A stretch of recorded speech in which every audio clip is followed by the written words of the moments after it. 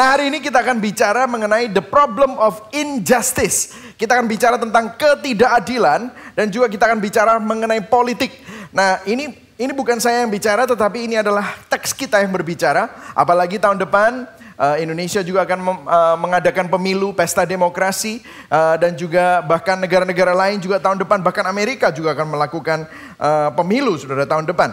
Nah, ini kita akan membicarakan the problem of injustice dan bagaimana cara Injil dan perspektif Injil, sudut pandang Injil mengatasi bagaimana kita menghadapi ketidakadilan tersebut. Nah, nats kita hari ini adalah Pengkhotbah 3 ayat 16 sampai pasal 4 ayat 1 sampai 3. Nah, kita akan baca sama-sama yang putih. Ya, saudara dan saya baca yang putih, kemudian saya akan bacakan yang ungu, kita akan memulainya. Pengkhotbah 3 ayat 16, 1, 2, 3. Ada lagi yang kulihat di bawah matahari di tempat pengadilan. Di situ pun terdapat ketidakadilan dan di tempat keadilan di situ pun terdapat ketidakadilan. Berkatalah aku dalam hati, Allah akan mengadili baik orang yang benar maupun yang tidak adil. Karena untuk segala hal dan segala pekerjaan ada waktunya. 18 saudara, tentang anak-anak manusia aku berkata dalam hati, Allah hendak menguji mereka dan memperlihatkan kepada mereka bahwa mereka hanyalah binatang. Wow, coba saudara dengarkan itu. Ayat 19, karena nasib manusia adalah sama dengan nasib binatang. Nasib yang sama menimpa mereka sebagaimana yang satu mati, demikian juga yang lain. Kedua-duanya mempunyai nafas yang sama dan manusia tak mempunyai kelebihan atas binatang. Karena segala sesuatu adalah sia-sia. Ayat 20, kedua-duanya menuju suatu tempat, kedua-duanya terjadi dari debu dan kedua-duanya kembali kepada debu. Siapakah yang mengetahui apakah nafas manusia naik ke atas dan nafas binatang turun ke bawah bumi? Ayat 22, aku melihat bahwa tidak ada yang lebih baik bagi manusia daripada bergembira dalam pekerjaannya. Sebab itu adalah bahagiannya. Karena siapa akan memperlihatkan kepadanya apa yang akan terjadi sesudah dia. Nah, kita akan lompat, kita akan masuk ke dalam Pasal 4 ayat 1, kita baca sama-sama. 1, 2, 3. Lagi aku melihat segala penindasan yang terjadi di bawah matahari. Dan lihatlah air mata orang-orang yang ditindas. Dan tak ada yang menghibur mereka. Karena di pihak orang-orang yang menindas ada kekuasaan. Oleh sebab itu aku menganggap orang-orang mati yang sudah lama meninggal lebih bahagia daripada orang-orang hidup yang sekarang masih hidup. Ayat 3. Tetapi yang lebih bahagia daripada kedua-duanya itu kuanggap orang yang belum ada, yang belum melihat perbuatan jahat yang terjadi di bawah matahari. Berbahagialah orang yang mendengar firman Tuhan, memelihara dalam hatinya dan melakukan dalam hidupnya. Nah, hari ini kita bicara tentang the problem of injustice. Saudara, saat kita menonton berita, kita dapat melihat ada banyak sekali ketidakadilan yang terjadi di dunia.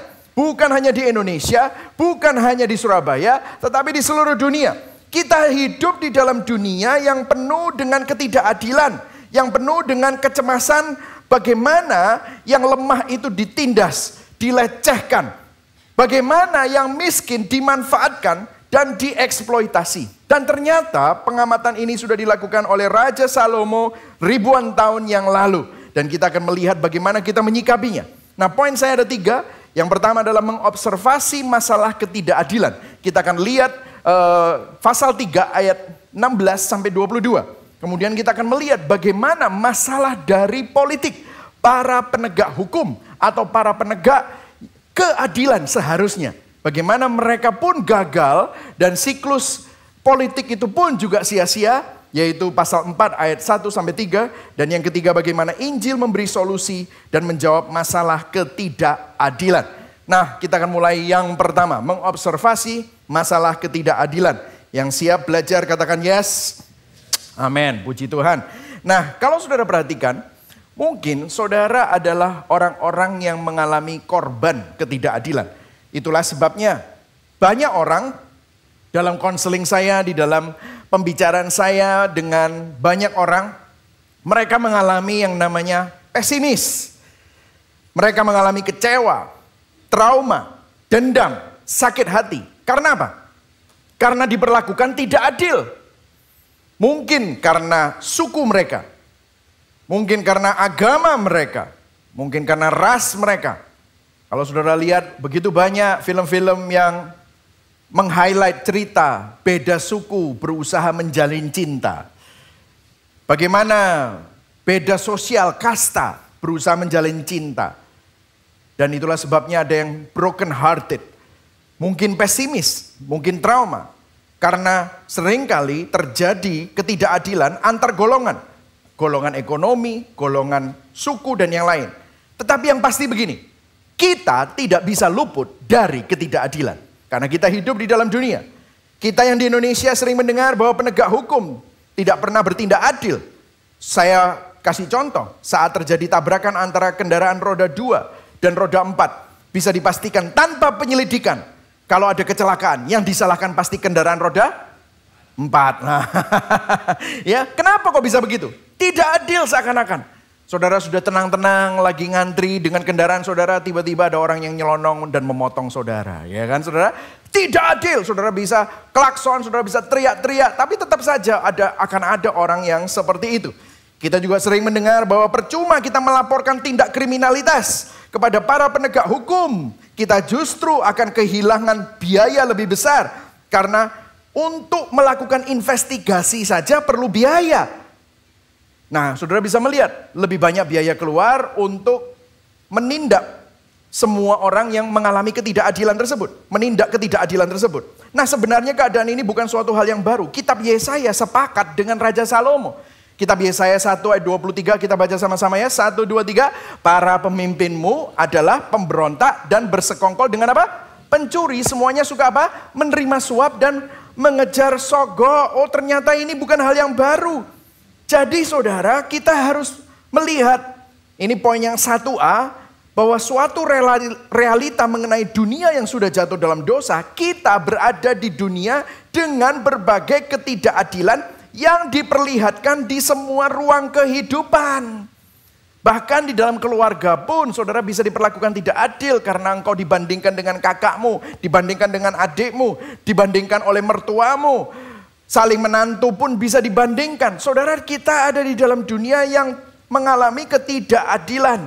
Itulah sebabnya di Pengkhotbah 3 ayat 16 dikatakan apa? Ada lagi yang kulihat di bawah matahari, di tempat pengadilan. Bahasa aslinya in the place of righteousness. Di situ pun terdapat ketidakadilan. Bayangkan saudara. Bahkan di tempat pengadilan bahasa aslinya bicara di tempat kebenaran. Di tempat semestinya ada kebenaran dan kebenaran ditegakkan.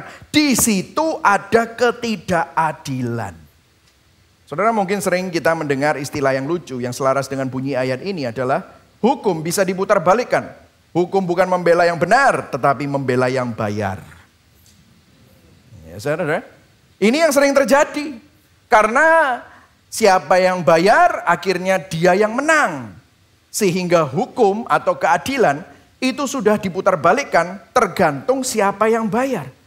Itulah sebabnya kita semua manusia menderita atas kenyataan akan ketidakadilan di dalam kehidupan ini. Nah saudara, coba perhatikan anak-anak kecil aja, kalau dari kecil waktu mereka mainan, tiba-tiba mainan mereka dirampas.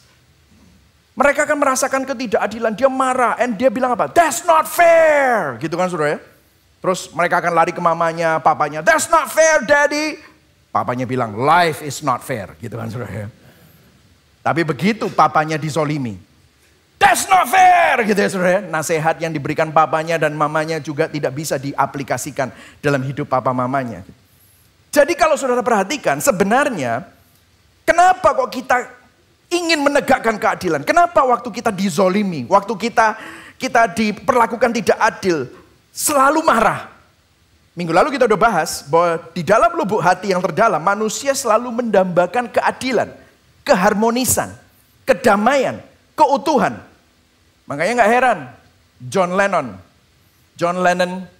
The Beatles, dia menciptakan lagu Imagine no possession, I wonder if you can, no need for greed or hunger, a brotherhood of man.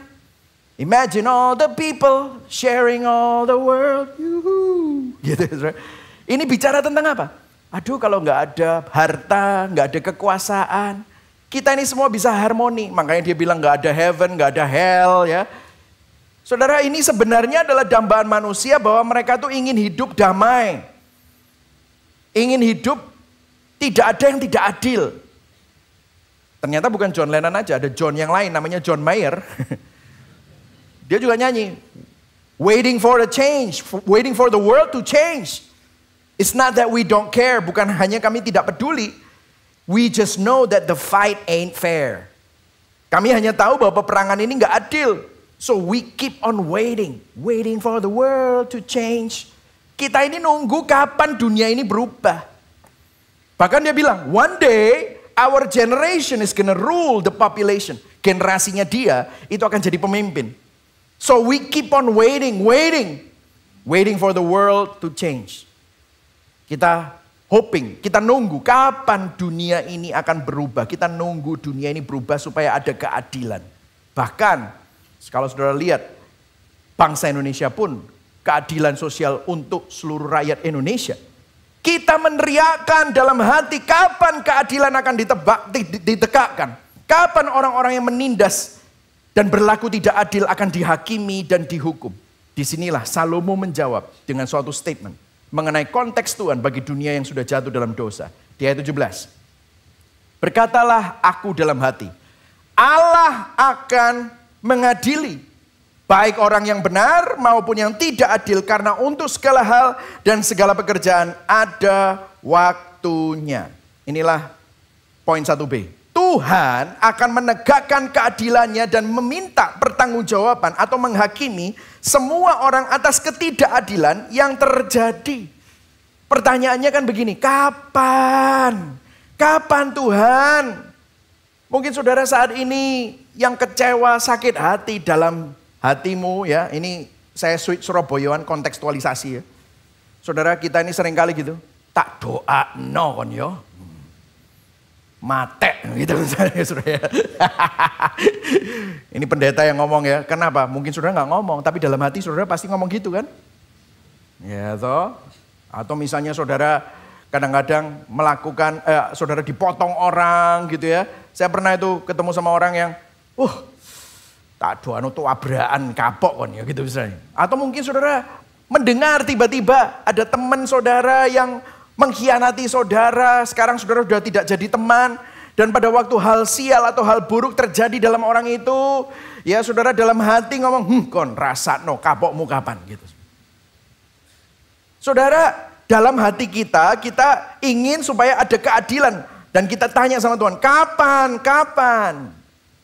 Seorang penulis namanya Lee Strobel dalam bukunya The Case of Faith. Dia bilang begini mengenai kefrustrasian kapan keadilan itu akan dilaksanakan terhadap orang-orang yang berlaku tidak adil. Dia bilang begini, sesuatu yang sangat famous, dia bilang justice delay is not justice denied. Keadilan yang tertunda bukanlah keadilan yang tidak ditegakkan. Akan tiba saatnya ketika Tuhan akan menyelesaikan pertanggungjawaban dan manusia akan bertanggung jawab atas semua kejahatan yang mereka lakukan. Dan penderitaan yang mereka timbulkan, Tuhan akan meminta pertanggungjawaban pada saat yang tepat. Namun ada suatu tension memang saudara. Kita tidak tahu kapan keadilan itu akan terjadi. Karena begini, kita terjebak di dalam sebuah ruang antara keyakinan akan keadilan yang akan ditegakkan di akhir zaman. Karena Raja Salomo bilang Tuhan akan mengadili satu hari nanti di akhir zaman. Lah kita nggak tahu kapan akhir zaman.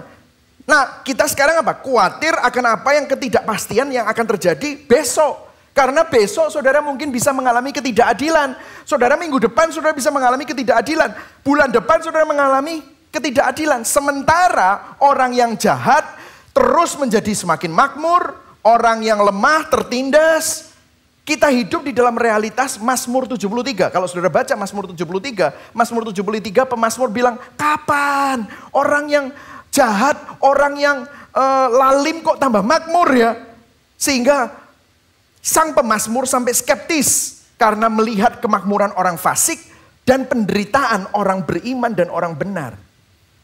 Namun seperti kita pengkhotbah, kita dipanggil untuk sabar mempercayai Tuhan dan waktunya. Minggu lalu kita belajar semua akan indah pada waktunya. Namun begini saudara, saya mau memberikan sesuatu yang menjadi masalah besar juga. Yang menghadang kita terlepas dari kerinduan dan tuntutan kita keadilannya. Kita ini kalau diperlakukan tidak adil, kita menuntut keadilan. Wah kurang ajar orang itu, tidak adil. Tapi kita perlu menyadari bahwa meskipun kita menyerukan keadilan, di sisi yang lain, Kita juga tidak menginginkan keadilan dan tidak bisa menghindar dari keadilan, karena pada akhirnya Tuhan juga akan mengadili saudara dan saya, karena kita semua, berapa banyak di sini yang juga sering berlaku tidak adil dalam hidup kita juga. Sebagai orang tua pun kadang-kadang kita nggak adil sama anak-anak kita. Sebagai suami pun saya pun juga seringkali nggak adil sama istri saya.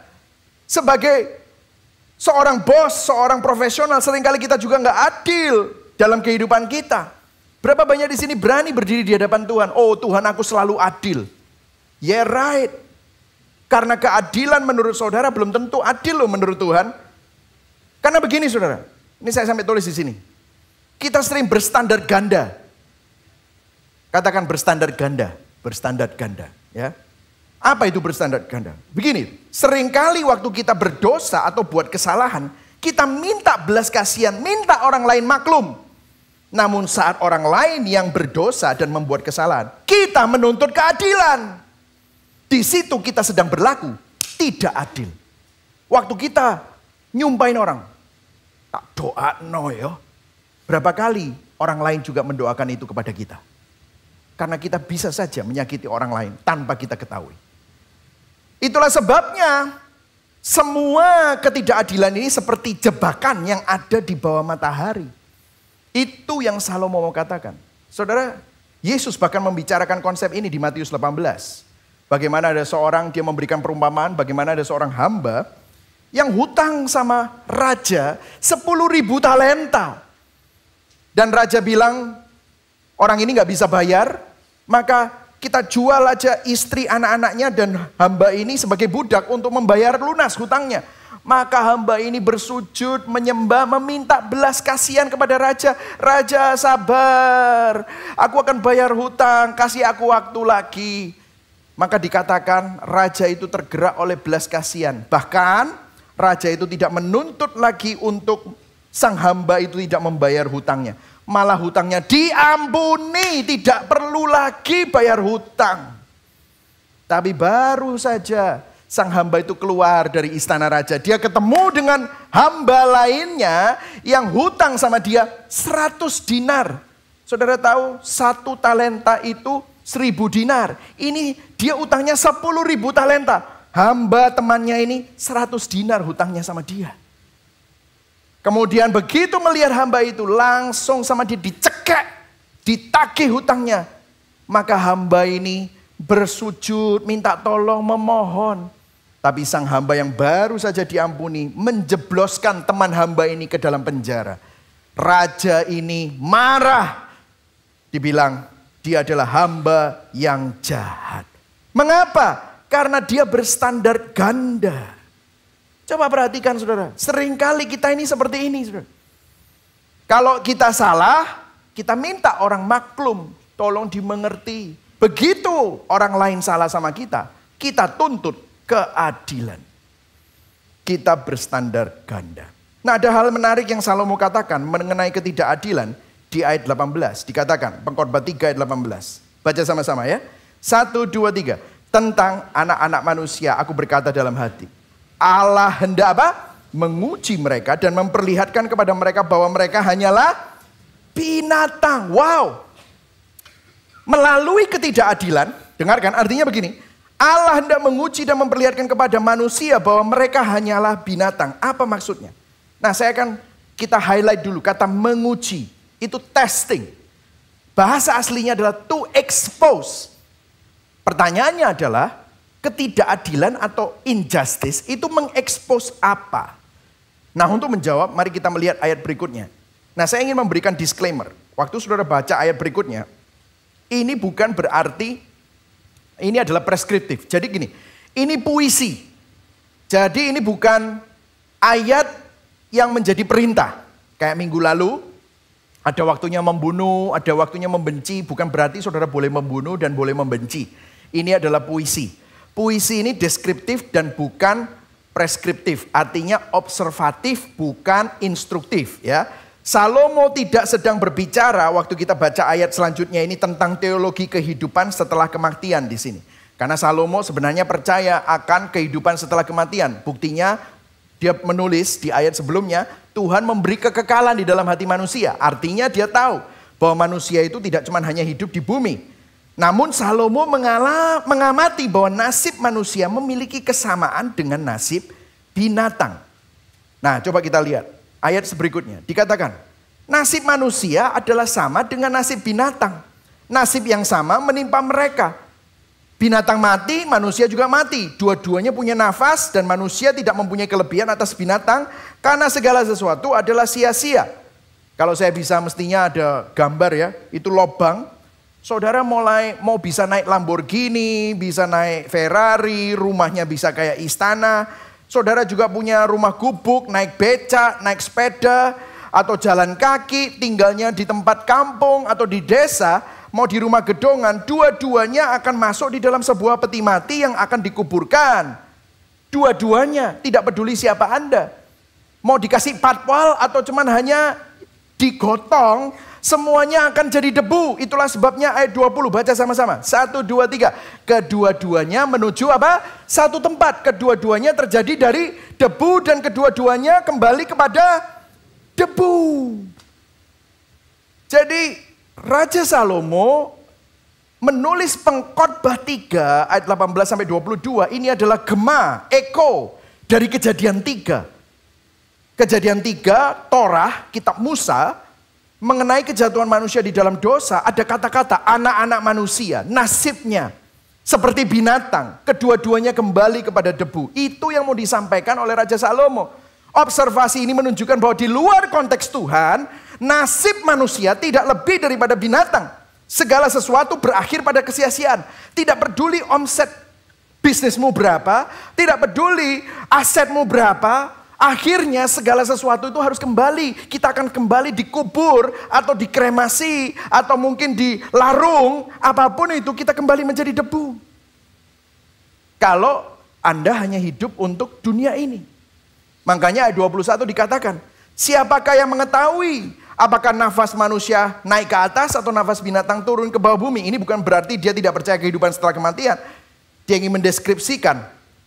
Kalau tanpa Tuhan, ayat 22, aku melihat bahwa tidak ada yang lebih baik bagi manusia daripada bergembira dalam pekerjaannya. Sebab itu adalah bahagianya. Karena siapa akan memperlihatkan kepadanya apa yang akan terjadi sesudah dia. Maksudnya gini, bahagia fana, terbatas nasib dan umurnya. Karena kalau tidak ada kehidupan setelah kematian, maka semua kegembiraan manusia itu adalah kesia-siaan. Apakah dia mengalami keadilan atau ketidakadilan, itu tidak ada faedahnya. Jadi apa yang mau ditunjukkan dan diekspos? Ini ayat yang 1B, poin 1C. Melalui ketidakadilan, Tuhan ingin kita sadar bahwa kita manusia yang fana dan tidak ada yang bisa kita sombongkan. Fana di sini artinya berakhir kepada kematian. Jadi saudara, hari ini kalau saudara melihat hidup saudara tanpa konteks Tuhan, inilah. Kita mau sombong apa? Satu hari kita jadi debu. Saat ini saudara bisa kelihatannya sangat sukses, tapi kesuksesan itu akhirnya tidak ada faedahnya. Kalau hanya kehidupan ini yang menjadi akhir dari segala-galanya. Memang itulah sebabnya kita pengkhotbah sangat membuat kita bisa depresi. Nah kemudian kita masuk dalam poin yang kedua. Masalah dari politik, para penegak keadilan. Nah saudara coba perhatikan, ini ada sesuatu yang menarik karena begini. Salomo mengawali pasal 4 dengan mengobservasi penindasan. Bahwa tidak ada penghiburan bagi kaum tertindas karena kekuasaan berada di pihak penindas. Jadi para penindas bisa berbuat seenaknya. Kita lihat pasal 4 ayat 1. Lagi aku melihat segala penindasan yang terjadi di bawah matahari. Dan lihatlah. Ayo baca sama-sama yang ungu. 1, 2, 3. Air mata orang-orang yang ditindas dan tak ada yang menghibur mereka. Karena apa? Di pihak orang-orang yang menindas ada kekuasaan. Jadi saudara bisa melihat orang-orang melakukan hal-hal yang kejam terhadap satu sama lain. Dan yang biasanya melakukan yang kejam itu justru adalah orang yang memiliki kekuasaan. Itulah sebabnya Derek Kidner, seorang penulis komentari dalam kitab The Message of Ecclesiastes, dia bilang begini. Masalahnya adalah kekuasaan itu korup. Jadi meskipun seseorang melihat kejahatan sistem dan terlibat dengan bertujuan untuk melakukan reformasi. Jadi misalnya ya, kalau saudara ngelihat, korup ini. Terus ada seseorang, aku mau mengubah segalanya. Begitu orang itu, orang yang mau mengubah segalanya, mau mereformasi, ya, masa reformasi. Begitu dia memiliki kekuasaan, dia kemudian jadi korup dan tidak ada yang berubah. Dalam sistem politik, seringkali orang harus mengkompromikan cita-citanya agar mencapai jenjang yang lebih tinggi. Jadi mereka harus kompromi untuk bisa naik pangkat. Tapi begitu mereka mencapai pangkat atau posisi yang berpengaruh, mereka tidak lagi menjadi orang yang sama. Mereka akhirnya juga jadi kaum penindas. Dan ini yang dilakukan, saudara. Dan Salomo sudah melihat ini. Oh, ternyata kalaupun kita memilih orang yang kelihatannya berintegritas, tetapi begitu kita melihat dia memiliki kekuasaan, akhirnya kekuasaan itu membutakan matanya dia. Sehingga dia akhirnya melakukan ketidakadilan juga. Padahal dulu idealismenya tinggi, dia ingin melakukan reformasi, dia ingin menegakkan keadilan. Tetapi begitu dia sampai di atas, begitu dia berkuasa, dia langsung melakukan hal yang tidak adil. Makanya kemudian dia menulis, kalau saudara lihat di Pengkhotbah 4 ayat 13-16 itu tidak ada di teks kita hari ini. Tetapi saya akan bacakan buat saudara, ini ada sebuah siklus. Dia bilang begini, ini Raja Salomo juga, Pengkhotbah 4 ayat 13-16. Kita tidak sempat baca tadi. Dibilang begini, lebih baik seorang muda miskin tetapi berhikmat daripada seorang raja tua tapi bodoh yang tak mau diberi peringatan lagi. Karena dari penjara orang muda itu keluar menjadi raja. Biarpun ia dilahirkan miskin semasa pemerintahan orang yang tua itu. Aku melihat semua orang yang hidup di bawah matahari berjalan bersama-sama dengan orang muda tadi. Yang akan menjadi pengganti raja itu. Terus dia bilang gini 16. Tiada habis-habisnya rakyat yang dipimpinnya. Namun orang yang datang kemudian tidak menyukai dia. Oleh sebab itu pun kesia-siaan dan usaha menjaring angin. Jadi maksudnya gini. Di sini si pengkhotbah Raja Salomo mendeskripsikan tentang raja tua yang sudah tidak fleksibel dan lupa bagaimana rasanya menjadi muda, idealis, berapi-api, ingin membuat perubahan. Nanti satu hari raja tua itu turun kekuasaan, maka sang pemudalah yang akan menjadi raja. Namun saat sang pemuda itu jadi raja dan mencicipi kekuasaan, akhirnya dia jadi seperti raja tua tadi. Jadi infleksibel juga. Kemudian muncullah pemuda lain yang menggantikan.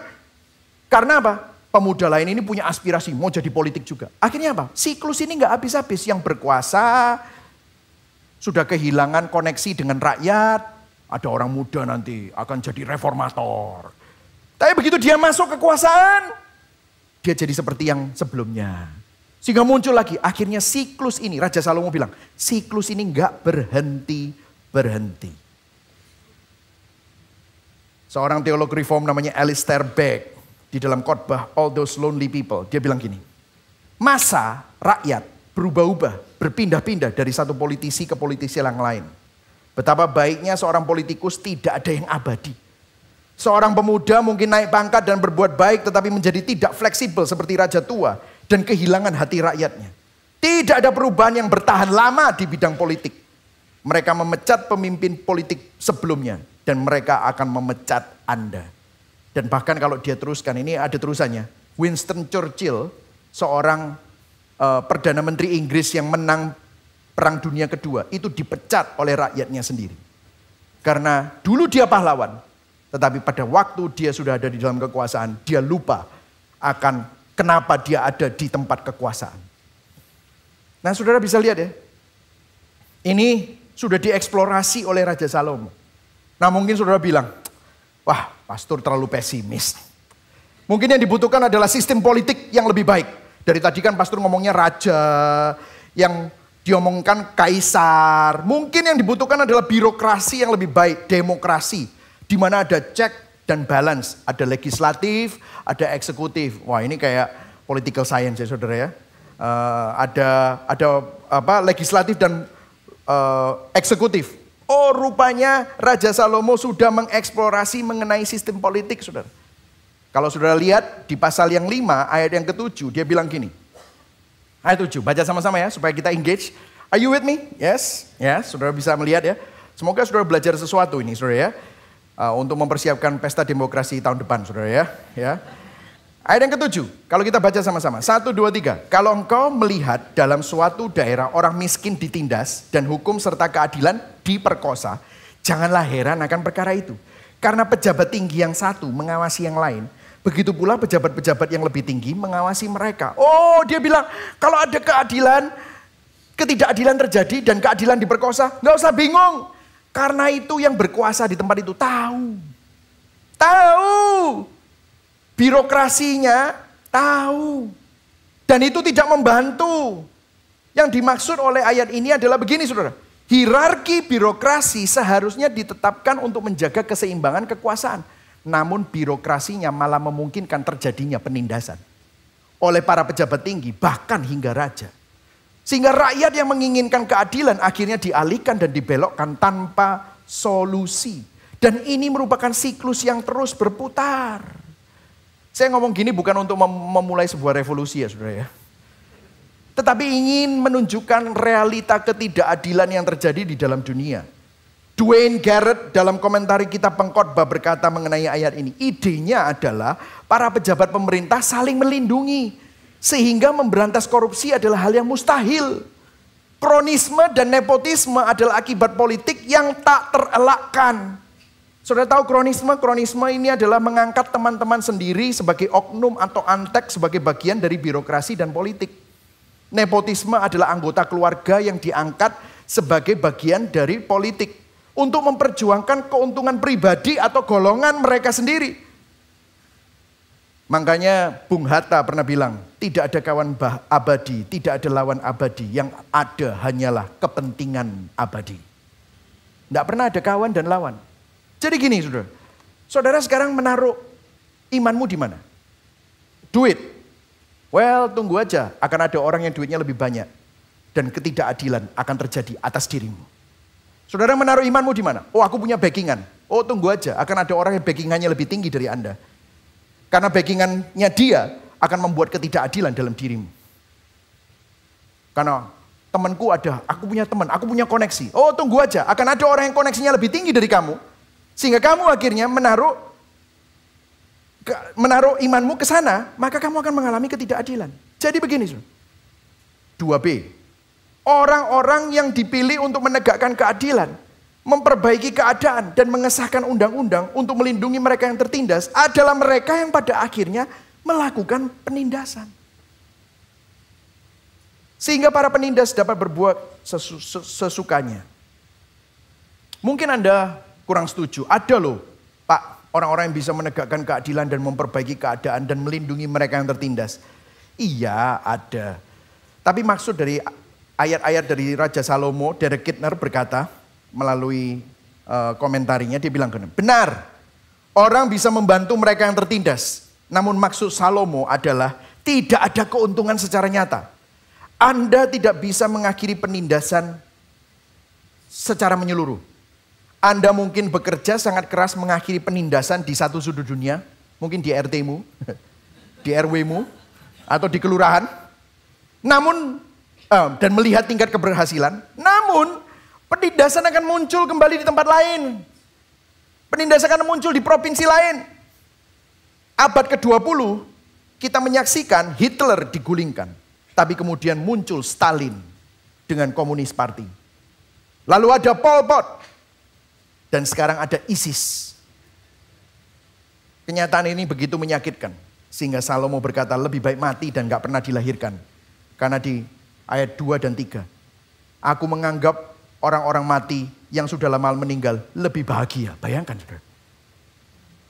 Karena terjadi begitu banyak penindasan dan ketidakadilan dalam hidup ini. Raja Salomo mengambil kesimpulan yang berbahagia adalah orang mati. Dan yang paling berbahagia adalah orang yang belum pernah dilahirkan. Bayangkan saudara. Ini adalah suatu kesia-siaan. Gimana? Sudah siap pemilu? Ya, kita melakukan tugas kita dan kita melakukan kewajiban kita. Tetapi jangan taruh imanmu di sana. Karena itulah sebabnya Seperti Sadrah, Mesak, dan Abednego. Kalau Tuhan mau menolong, maka Tuhan bisa menolong. Tetapi kalaupun Tuhan tidak menolong, kami tahu bahwa kami tetap berdiri di bawah otoritas dari Tuhan. Tuhan kita adalah Tuhan yang berdaulat. Siapapun raja, siapapun presiden, siapapun perdana menterinya, Tuhan tetap berdaulat. Yang setuju katakan amin. Nah, coba saudara lihat. Kenapa kok Raja Salomo ini melihat seperti ini semua? Saudara dengarkan. Tension ini memaksa kita untuk mencari solusi. Bukan di dalam dunia ini. Justru kita harus cari solusi keluar dari bawah matahari. Yang setuju katakan amin. Karena under the sun, kefrustrasian ini pasti akan terus terjadi. Siklus ini gak akan habis-habis. Makanya saudara kita perlu berhenti menaruh iman kita di tempat yang fana. Di tempat-tempat yang salah. Di tempat-tempat yang ada di bawah matahari. Itu yang dimaksudkan oleh Salomo. Kita gak bisa menaruh itu semua. Makanya Raja Salomo bilang, takutlah akan Tuhan. Ingatlah akan penciptamu. Karena kalau kamu lupa akan hal itu, maka semua usahamu itu seperti menjaring angin. Tension ini memaksa kita untuk mencari solusi keluar dari bawah matahari. Kita masuk dalam poin yang ketiga, kita hampir selesai. Nah saudara, kalau kita lihat ya, kenapa kok kita itu mendambakan pemimpin politik yang adil? Mampu memperbaiki semua kesengsaraan dan ketidakadilan yang kita alami. Kenapa? Dengarkan saudara. Dambaan kita itu kerinduan akan raja yang lebih baik dan raja yang adil sempurna. Karena dambaan ini adalah dambaan bahwa satu hari kita akan melihat Yesus Kristus sebagai raja. Yang setuju katakan amin. Masalahnya kan begini. Kapan hal itu akan terjadi? Kapan keadilan akan ditegakkan secara sempurna? Dengarkan saudara, ada janji Tuhan di kitab Wahyu. Saudara, banyak nubuatan di Alkitab yang sudah terjadi. Tetapi nubuatan yang akan kita baca sesudah ini adalah salah satu nubuatan yang belum terjadi. Dan nubuatan inilah yang menjadi dambaan hati kita mengenai keadilan. Di Wahyu 21 ayat 2-5 dikatakan begini. Jadi Rasul Yohanes ada di perjanjian baru. Raja Salomo itu ribuan tahun sebelum Rasul Yohanes. Dan Raja Salomo tidak bisa melihat sampai ke depan. Tapi dia melihat ada bayangan. Makanya dia cuma bilang hanya Tuhan yang mengadili. Ingatlah akan Tuhan. Tetapi apa yang terjadi? Rasul Yohanes mendapatkan visi. Revelation, wahyu. Di sini dia tulis di Wahyu 21. Mengenai apa yang akan terjadi. Ini belum terjadi. Ini merupakan dambaan kita semua. Dan saya akan mulai dari sini. Saya akan bawa kepada saudara Gospel Connection. Aku melihat kota yang kudus. Yerusalem yang baru.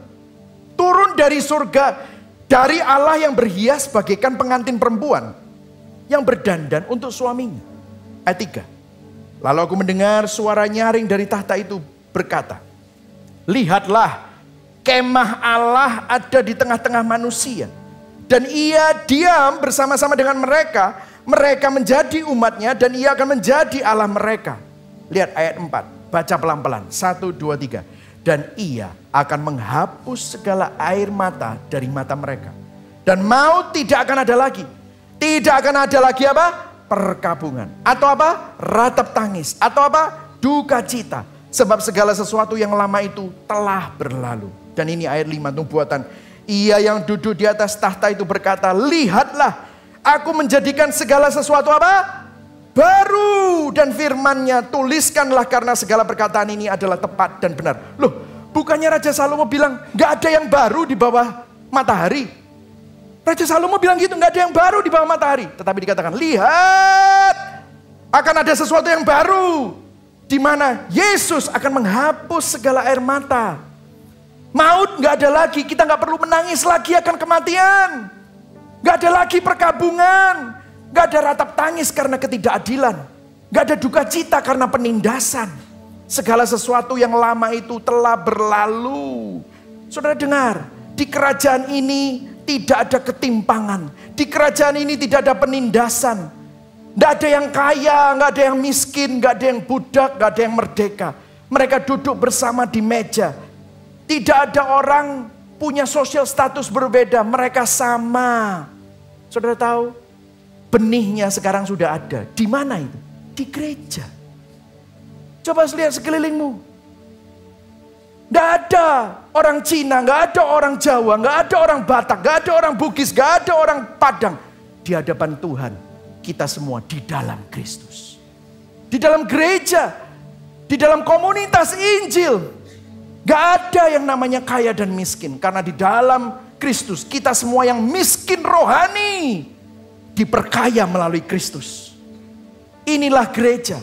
Memang di gereja belum sempurna. Masih ada saudara masuk ke dalam gereja. Oh, ini gerejanya orang kaya. Oh, ini gerejanya orang Batak. Oh, ini gerejanya orang Jawa. Oh, ini gerejanya orang Chinese. Tetapi satu hari semua itu akan tidak ada lagi. Ini adalah gambaran gereja yang dipulihkan sempurna. Bersama Yesus Kristus sebagai sang mempelai, sang raja di langit baru, bumi baru. Saudara tahu bagaimana Yesus memulihkan ini? Saudara tahu Yesus adalah raja. Kalau saudara baca, di sini gospel koneksinya. Kalau saudara baca di kitab Yohanes 13 ayat 3-5. Sebelum Yesus diserahkan dan mati di salib. Sebelum Yesus ditangkap. Sebelum dia mengadakan perjamuan. Ayat 3 dikatakan, Yesus tahu bahwa Bapanya telah menyerahkan segala sesuatu kepadanya. Dan bahwa ia datang dari Allah dan kembali kepada Allah. Saudara tahu Bapaknya telah menyerahkan segala sesuatu. Kalau saudara baca komentari-komentari apa yang dikatakan segala sesuatu. Itu adalah otoritas kerajaan.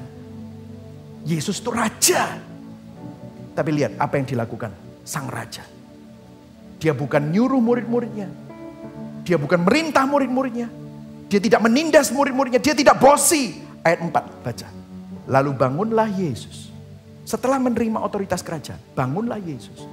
Menanggalkan jubahnya. Ia mengambil sehelai kain lenan. Mengikatkan pada pinggangnya. Kemudian ia menuangkan air ke dalam sebuah basi. Kemudian dia mulai membasuh kaki murid-muridnya. Menyekanya dengan kain yang terikat di pinggangnya itu. Saudara, Yesus sebagai raja, tetapi dia bukan raja yang menyalahgunakan otoritasnya. Dia bukan raja yang bosi, dia bukan raja yang nyuruh-nyuruh orang. Tetapi dia raja yang duduk dan melayani murid-muridnya. Apakah murid-muridnya layak? Tidak. Itulah sebabnya Yesus berkata, anak manusia datang bukan untuk dilayani, melainkan untuk melayani. Pertanyaannya, apakah Yesus mendapatkan medali apresiasi akan apa yang dilakukan? No! Apa yang Yesus dapatkan? Kalau saudara baca di Markus 15. 2 hari kemudian Yesus disalib. Yesus mendapatkan mahkota duri. Dia diejek. Dia raja. Tapi dicemooh sebagai orang raja orang Yahudi dengan cemoohan. Hari jam 9 ketika ia disalibkan. Dan alasan mengapa ia dihukum disebut pada tulisan yang terpasang di situ. Raja orang Yahudi. Bersama dengan dia disalibkan 2 orang penyamun. Seorang di sebelah kanannya dan seorang di sebelah kirinya.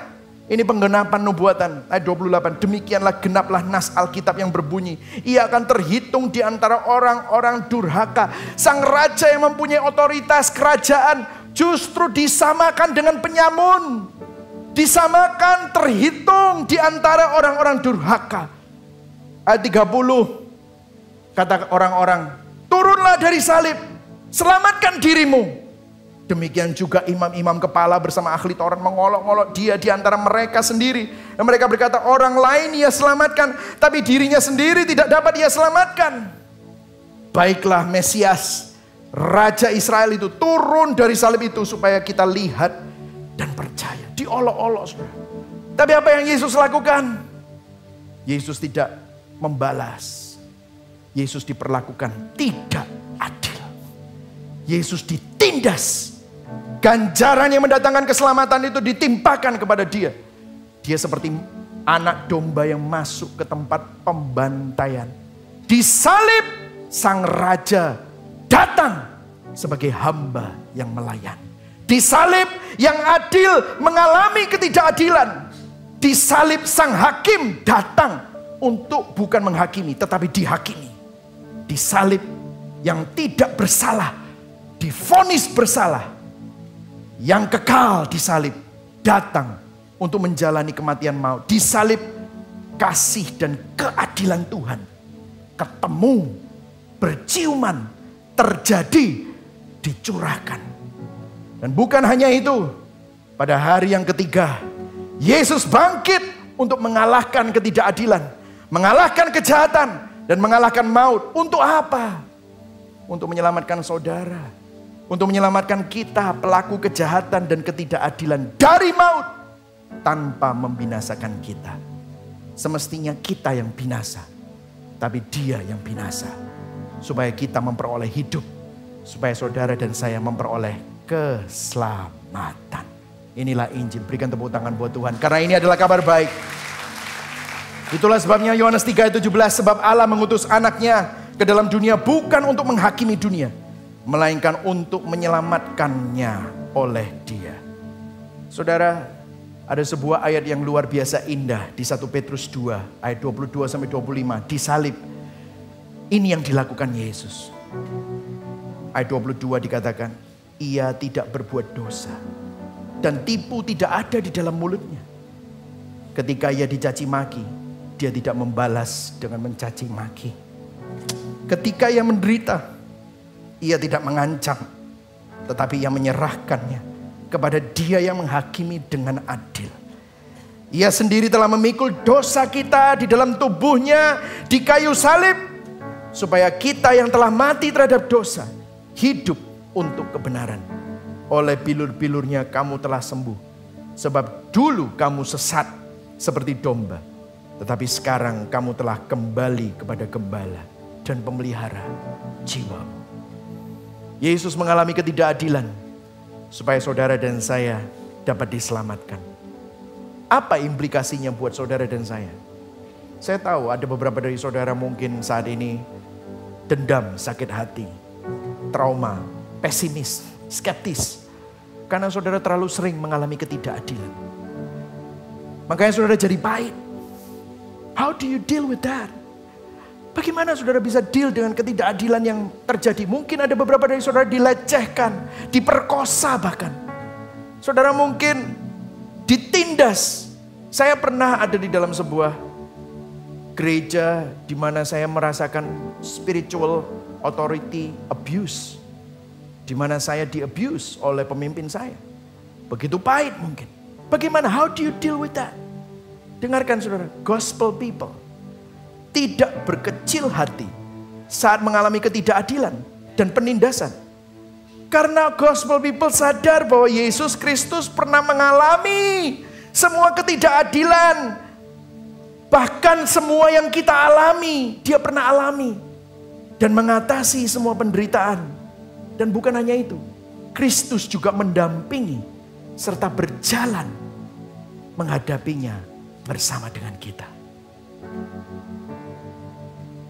Saudara tahu kalau ada dua sahabat ngobrol satu sama lain, mereka cocok. Biasanya kalau orang sahabatan itu bisa ngerti satu sama lain. Ngertinya gini, bro gue lagi sedih banget bro. Gue lagi ngerasain gue itu lagi ditolak gitu. Sahabatnya ngerangkul. Aku ngerti bro, aku juga pernah. Saudara bilang, kamu pernah? Iya. Thank you ya bro. Kamu udah ada di sini bersama dengan aku. Iya. Waktu gembira, sama-sama gembira. Waktu sedih, sama-sama sedih. Kenapa? Mereka mempunyai sebuah perkataan satu dengan yang lain. Mereka bisa ngomong gini, aku ngerti. Kamu ngerti? Iya. Kamu juga pernah ya? Aku juga pernah. Dengerin. Kekristenan adalah bukan Tuhan yang duduk di atas sana, yang gak ngerti semua yang saudara alami. Saudara sama Yesus, waktu saudara mengalami ketidakadilan, dizolimi, disakiti, dikhianati. Saudara bilang, gak ada yang bisa ngerti. No. Yesus bisa ngerangkul saudara. Yesus bilang, kamu pernah disakiti? Aku juga pernah. Kamu pernah dikhianati? Aku juga pernah. That's why Dia lahir di kandang, tempat yang paling hina. Supaya orang yang paling dihina bisa bilang, terima kasih Tuhan. Aku tahu Engkau ngerti apa yang aku rasakan. Karena engkau juga pernah ngalami. Itulah sebabnya dia diperlakukan tidak adil di atas kayu salib. Seorang raja diolok, turun kalau kamu bisa. Tapi dia nggak turun. Kenapa? Kenapa dia nggak turun? Karena dia ingin supaya satu hari waktu saudara, aku dihina. It's okay. I understand what you feel. Because I have been there. Yesus adalah satu-satunya pribadi yang pernah mengalami semua yang kita alami. Dan mengatasi semua penderitaan itu. Dan bahkan Kristus juga mendampingi serta berjalan menghadapinya bersama-sama dengan kita. Gospel people tidak terintimidasi dengan ketidakadilan. Bahkan dimampukan untuk bertahan. Karena mereka melihat ke depan dengan suatu pengharapan akan pemulihan keadilan di langit baru, bumi baru. Mari sama-sama kita renungkan hari ini. Pertanyaan reflektifnya, saat kita mengalami ketidakadilan, bagaimana reaksi kita? Marah? Sakit hati? Jangan-jangan, coba cek, apakah kita sendiri ternyata menjadi pelaku ketidakadilan? Coba periksa, seringkali kita berstandar ganda. Bagaimana kita sering menginginkan belas kasihan atas kesalahan kita, namun sering menuntut keadilan karena kesalahan orang lain. Kita harus bertobat. Kita perlu sadar. Jangan sampai kita jadi hamba. Kenapa kita dendam? Kenapa kita susah mengampuni? Orang yang dendam, susah mengampuni, orang yang pesimis adalah orang yang lupa bahwa dirinya juga adalah orang-orang yang diampuni dan menerima anugerah. Kalau saat ini Anda diberi otoritas, wewenang, kekuasaan, bagaimana kita menggunakan hal itu? Apakah untuk diri sendiri? Atau kita gunakan demi keadilan dan kemuliaan Tuhan? Bagaimana kita menjadi alat Tuhan bagi orang yang diperlakukan tidak adil di sekeliling kita? Gospel responnya, mari kita bertobat dari standar ganda. Amin saudara. Sering kita menuntut keadilan karena kecewa saat diperlakukan tidak adil. Sedangkan kita sendiri minta dimaklumi saat menjadi pelaku ketidakadilan. Hari ini pandang kepada Yesus yang sudah diperlakukan tidak adil demi kita menerima anugerah dan keselamatan melalui karya salibnya. Yang setuju katakan amin. Mari sama-sama kita pengen berdiri. Saudara diberkati hari ini, amin. Jadi hari ini kalau saudara mengalami ketidakadilan, sebelum saudara menuding orang lain, sebelum saudara menuntut keadilan, periksa. Jangan sampai kita sendiri lupa bahwa kita adalah orang-orang yang sudah diampuni. Karena Injil, kita berani berdiri untuk keadilan dan memiliki belas kasihan bagi korban ketidakadilan.